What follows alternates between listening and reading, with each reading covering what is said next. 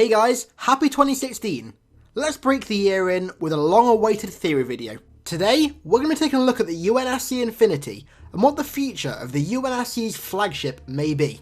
So, now I'm not hungover anymore, I can bring you guys two theories. The first one is related to Halo 5's ending, where Infinity is repeatedly jumping through slipspace after Cortana finds them, and the second one is insanely speculative, and I'm going to say this now, probably not true, but I want to talk about it anyway. It's related to those two live-action trailers that we got earlier last year for Halo 5, where in the sky, Infinity can be seen burning, so more on that later.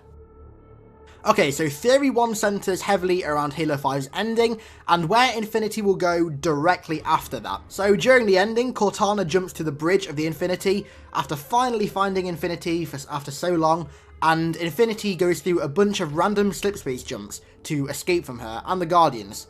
Prior to this, Infinity was orbiting a planet that we are not actually sure of yet. We don't actually know for certain what this planet is. A lot of people say it's Earth, a lot of people say it's not Earth, and it's a wide array of different planets. But if it's Earth, that could be very, very important, especially for this theory. So eventually, after going through many different slipspace jumps, Infinity will navigate towards Sanghelios to pick up Blue Team, or at least rendezvous with Blue Team, Osiris, Halsey, Palmer, the Arbiter, Sword of Sanghelios, etc. And obviously Infinity knows that this planet, whether it's Earth or not, is getting pretty fucked by the Guardians, and it's under Guardian control.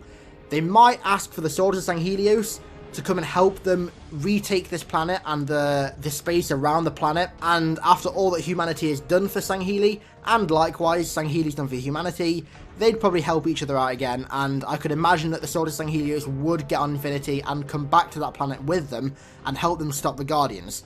Now, this could also work with Halo 6 if this is actually the game we're talking about. We could be talking about a possible Halo 5 campaign spin-off. I know Frankie said that it probably won't happen, but doesn't hurt to speculate. But this is how friendly elites could actually play into that story. If they're already on Infinity, travelling back to this planet with Blue Team and Osiris, then obviously there are elites there, and then that is an excuse to have friendly Sangheli in whatever Halo game I'm talking about.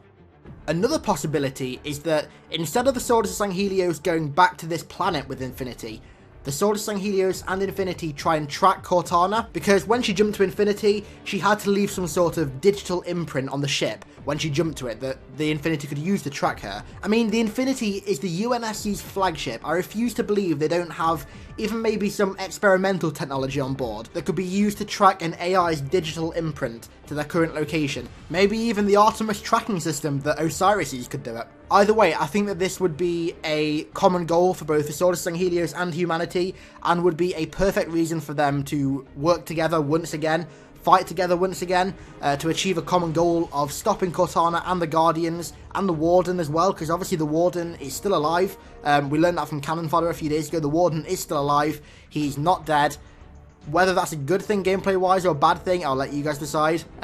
But he is still alive, so he is still probably going to make a presence in the next game. So, that's part 1 and 2 of theory number 1. On to theory number 2.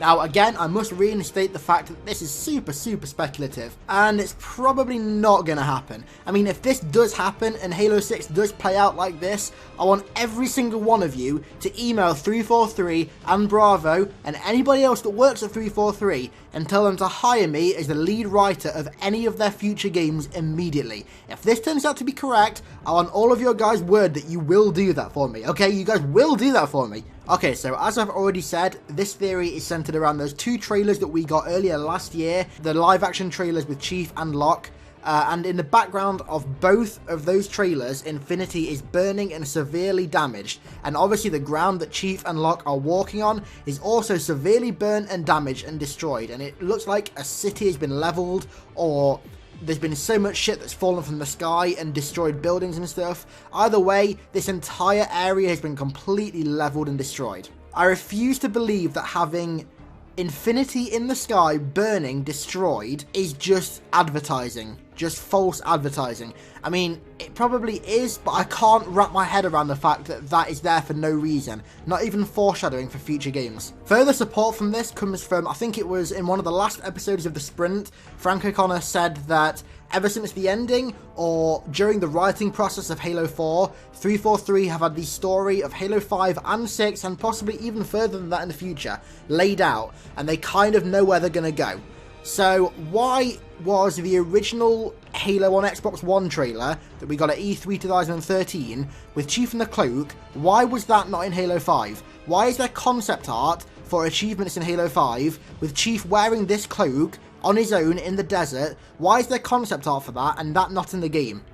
I honestly think that we've received advertising for something more than Halo 5, and this links to Infinity because the trailers that I'm talking about could show the future of Infinity, what happens after Halo 5, after the Guardians start controlling planets. So why does this mean that Infinity has been destroyed and is on fire?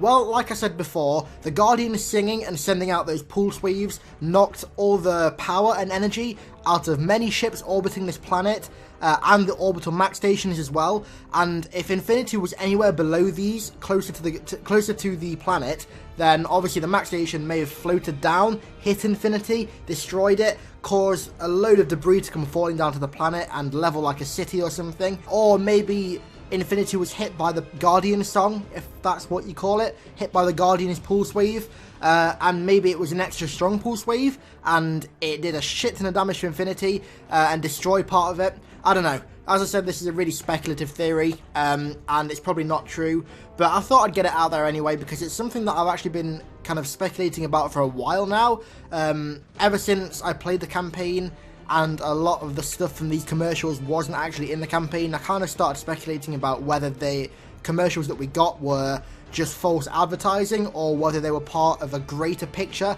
and I do truly believe that they are part of a greater picture. So thanks for watching, guys. I hope you enjoyed these two theories. Like I said, the second one is crazy speculative and probably not true, but I think it's really interesting, quite fun to speculate about things that could be true, that have some gravity behind them, but probably aren't true. It's cool to speculate on what could be in the future. So in the next video, we're going to be taking a look at the future of Halo's campaigns. After, in some people's eyes, Halo 5's campaign took a sort of wrong direction, I want to talk about what could set them on the right direction for Halo 6, both lore and gameplay wise, so it might be quite a big video, so look out for it. Thanks again for watching, and I'll see you in that video.